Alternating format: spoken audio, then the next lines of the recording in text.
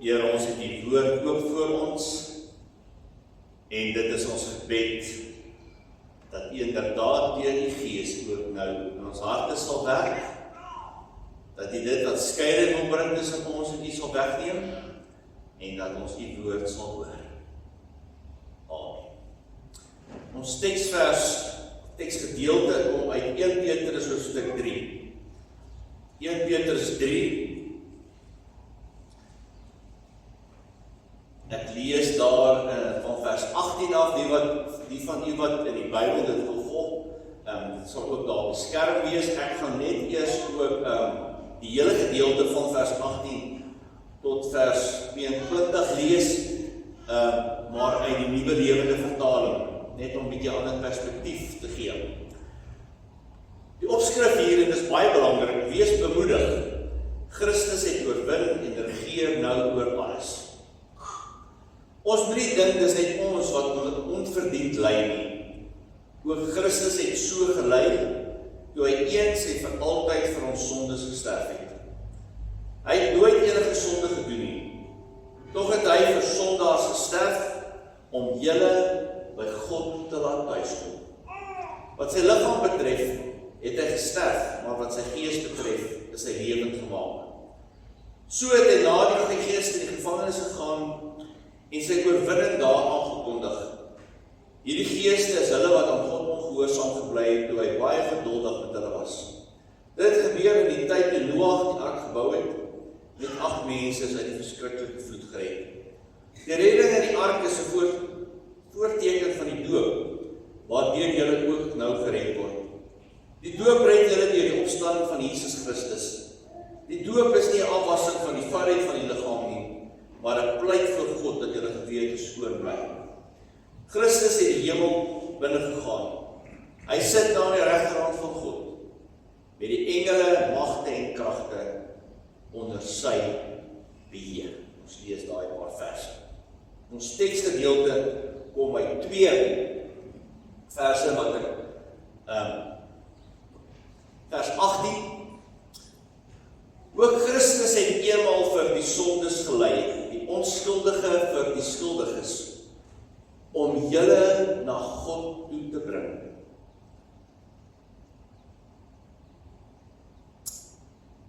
Hy is nou aan die regterhand van God, nadat hy die engele en magte en kragte aan hom onderwerp het en die hemel ingegaan het.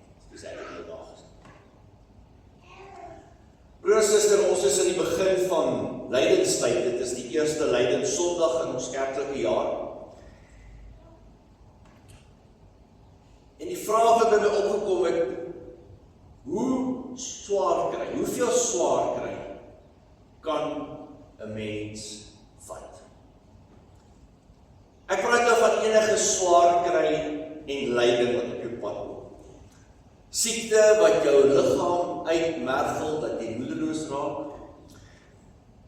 Huweliksverhouding wat stukkie vir stukkie stelselmatig alle geluk en vrede uit jou uitdreineer, en jy moedeloos raak. Kinders wat dinge sê en dinge doen en hulle optrede baie hartseer veroorsaak. Dalk sit jy vanoggend hier met 'n lypende geldtekort, finansiële probleme, vertrouelinge, familielede wat jou ingedoen het. Weet julle gebied het tot deurgegaan in 'n tyd van droogte. Iewers kom ons almal by hierdie punt uit, dat ons dalk moedverlose vlakte is. En as mens echt genoeg swaar kry, dit hou aan, dan voel jy later maar jy kan nie meer nie.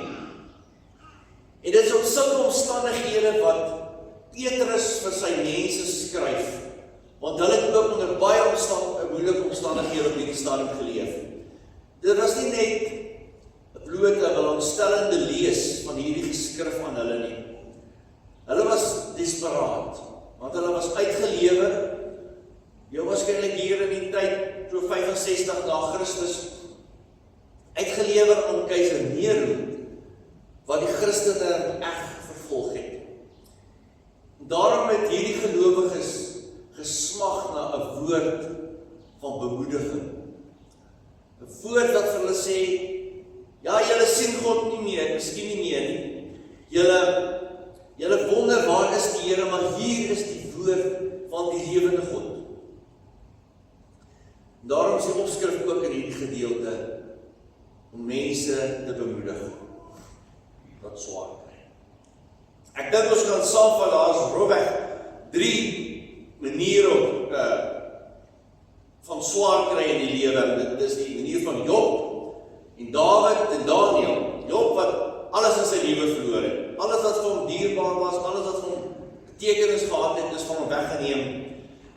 En miskien lê baie van ons 'n swaar kry daar.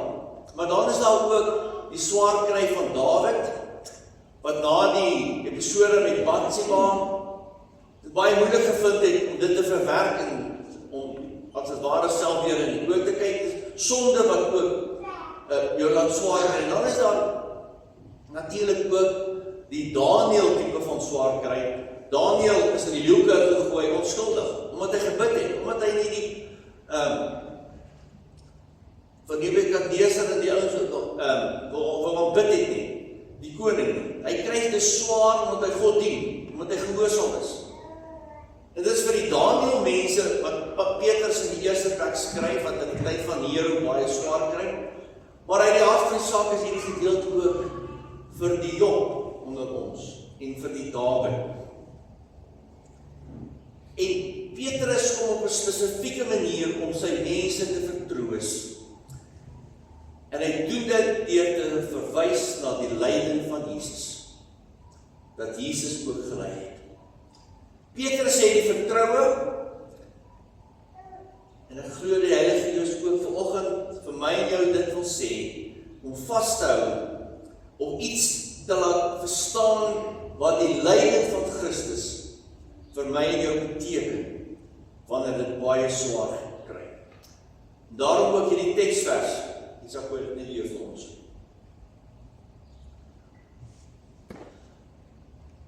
O Christus het eenmaal vir die sondes gelei, die onskuldige vir die skuldiges, om julle na God te bring.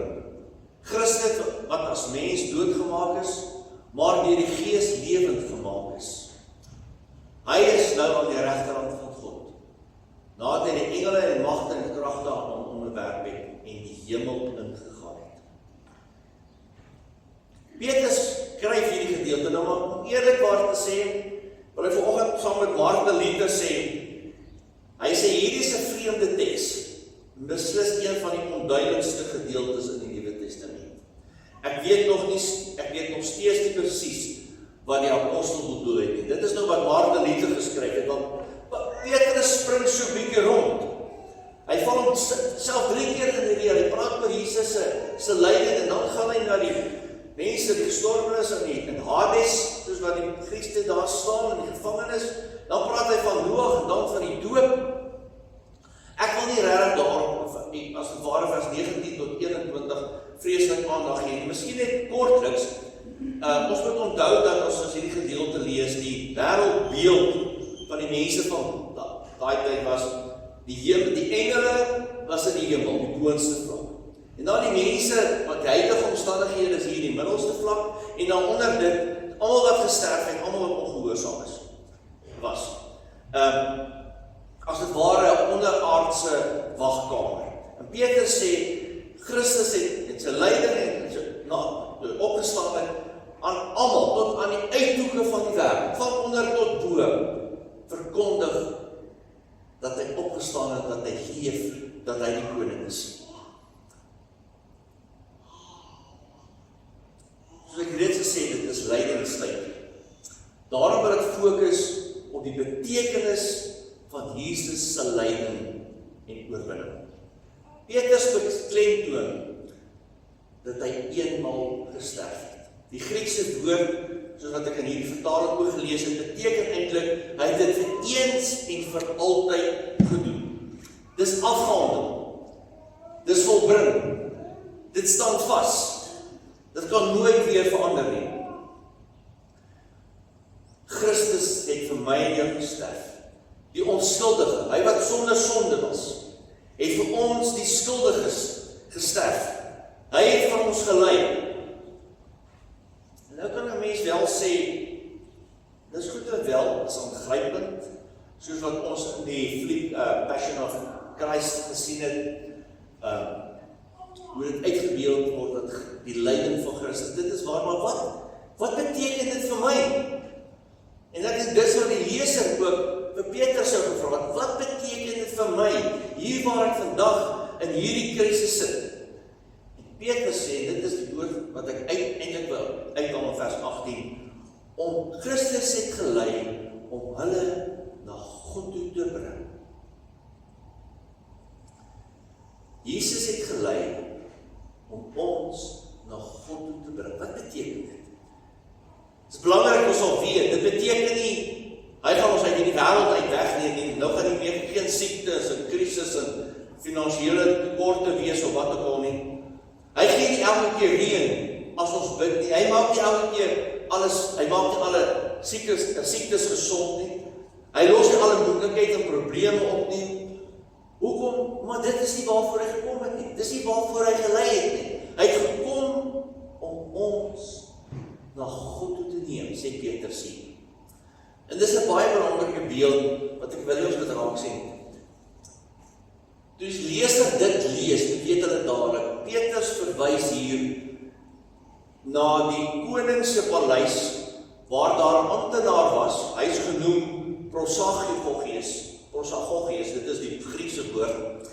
Hy was 'n amptenaar wat daar gesit het, en dan kom die mense nou, wat die koning wil sien. En dan het hy na elke een se storie geluister, en dan party het gesê, nee, gaan na daai amptenaar toe, hy sal julle help, julle kan na daai ouens toe gaan, okay, julle kan na die koning toe gaan. Ek vat julle na die koning toe. En dit is wat Petrus hier bedoel. Want die ouens wat na die koning toe gevat is, het geweet maar die probleme is opgelos. Die koning gaan na hulle luister. Die koning gaan aandag gee aan hulle saak. Die koning sal help. En nou sê Petrus, Jesus het gekom om vir my en jou, na die koning toe te neem. Nie na ene van 'n amptenaar of ene van 'n ander saak of so kundiges of wat, na die koning, na God toe. En dit is wat Christus kon doen het. Hy bring vir my en jou ons probleme, ons bekommernisse, ons krisisse, vat hy saam met ons na die koning toe. En nog meer nog, hy maak die onderskeid. Dit is die party van julle, nee, dat julle so toe gaan en ander so doen. Hy sê almal, elkeen van ons wat glo, het nou vrye toegang tot God. Ons kan gaan. En daar is nog iets wat bykom.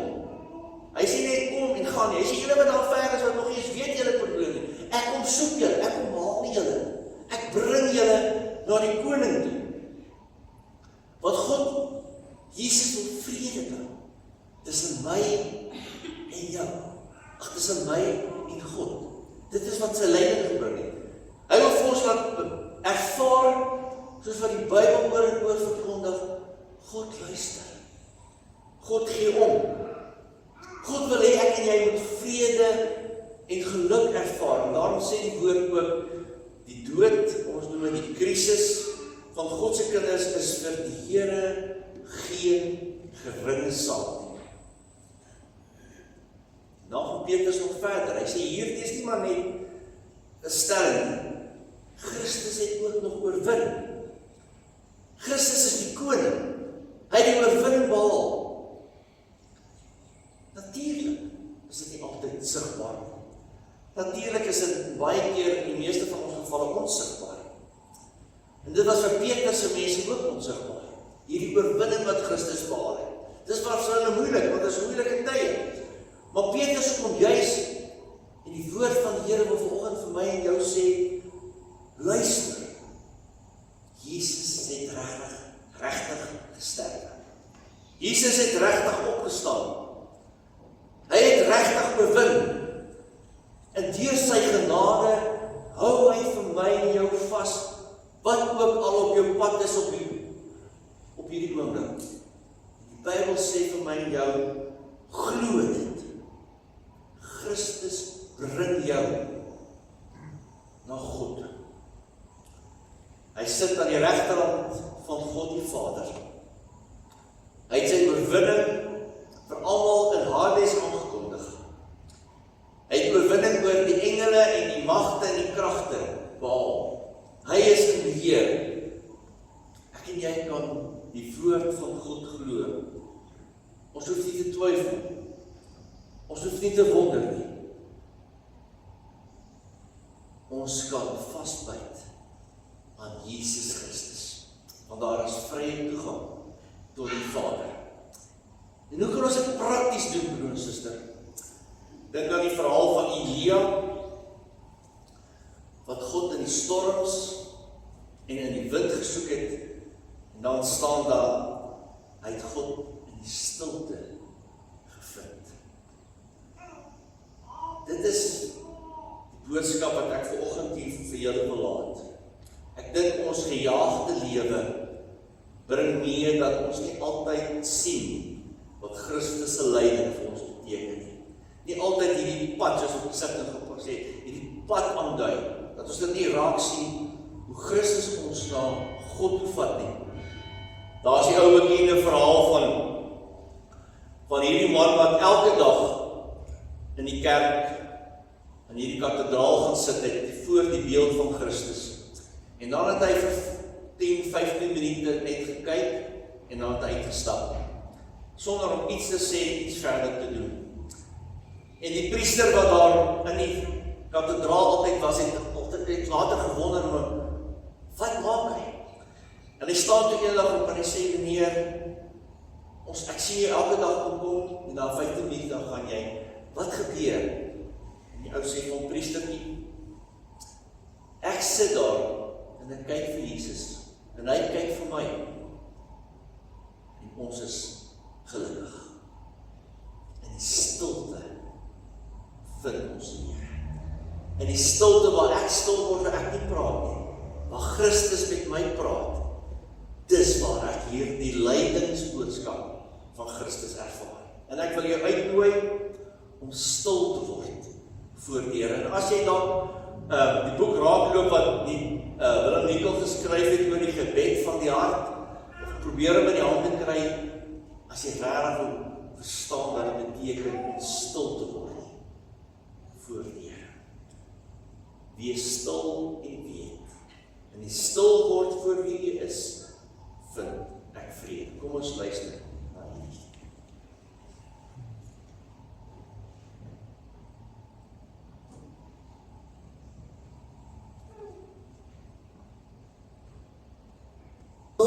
Is voor wie is,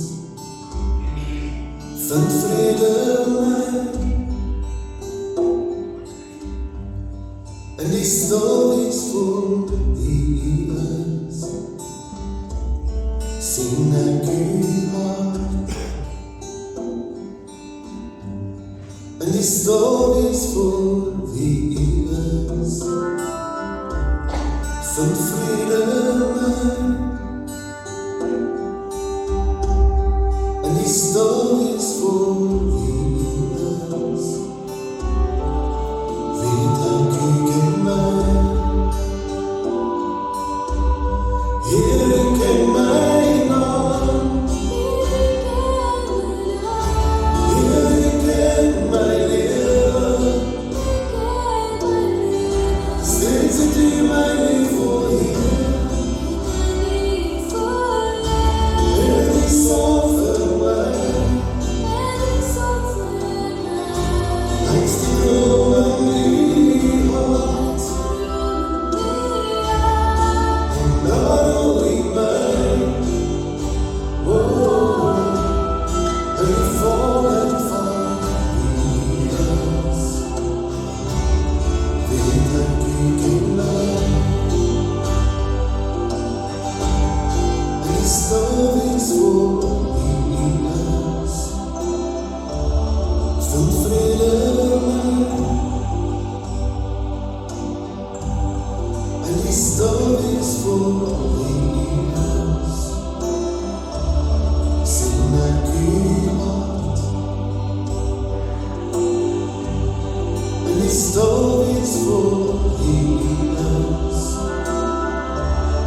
van vrede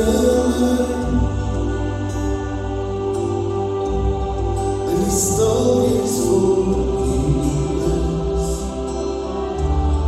Weet ek u ken my, Heer, u ken my naam, Heer, u ken my lewe, steeds het u my lief vol Heer, en u sorg vir my, ek stroom in u hart, en daarom u my, en die volheid van Jesus. Weet ek u ken my, Heer, u ken my naam, Heer, u ken my lewe,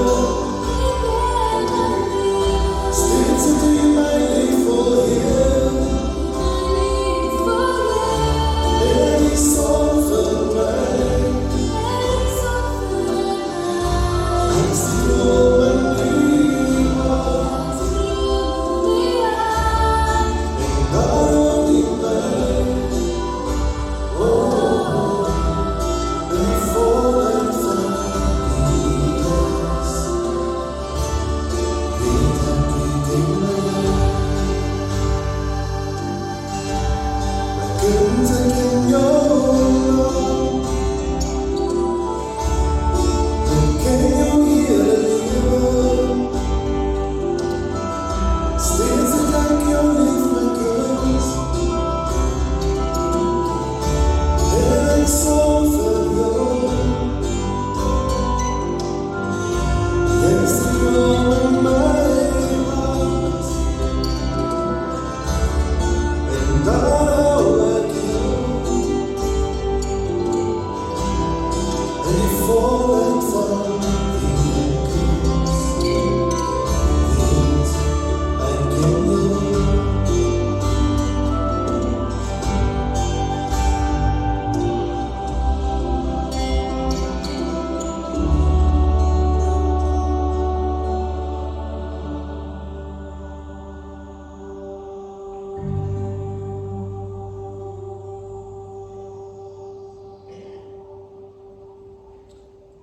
Here, leer ons om stil te word.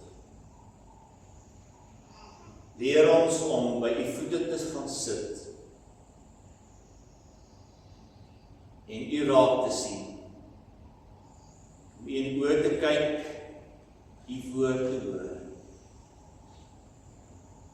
Leer ons om tyd te maak om stil te word. Here, maar ek ook vanoggend hierdie gemeente aan u opdra. Ek bid vir Delmas gemeente, ek bid vir Delmas se gelowiges, ook in ander kerke, dat hulle ook in hierdie gemeenskap waar hulle is, 'n verskil sal maak. Ek bid in die besonder vir hierdie gemeente, Isak en die kerkraad, en elke broer en suster, elke seun en dogter. Ja, Here, dat hulle sal besef en ervaar hoe u hulle in alle omstandighede na God te neem. En dat God luister, dat God omgee, dat God daar is. Here Jesus, ek bid vir elkeen wat in 'n krisis vanoggend is. U weet dit baie beter as wat ons self weet. Mag hulle u leiding, u begeleiding in hierdie dag ervaar. Ons sê vir u dankie vir die reën wat geval het, dankie vir die uitkoms wat u gebring het. Daar waar daar nog reën nodig is, bid ons dat u ook daar dit sal gee. Bid ook vir hulle wat siek is, die name gehoor. Hulle wat volgens dalk hartseer is. O Here Jesus, mag U deur U Gees vertroos en moed gee. Ons wil ook vanoggend bid vir ons land. Elke dag deur verskeie krisisse gaan.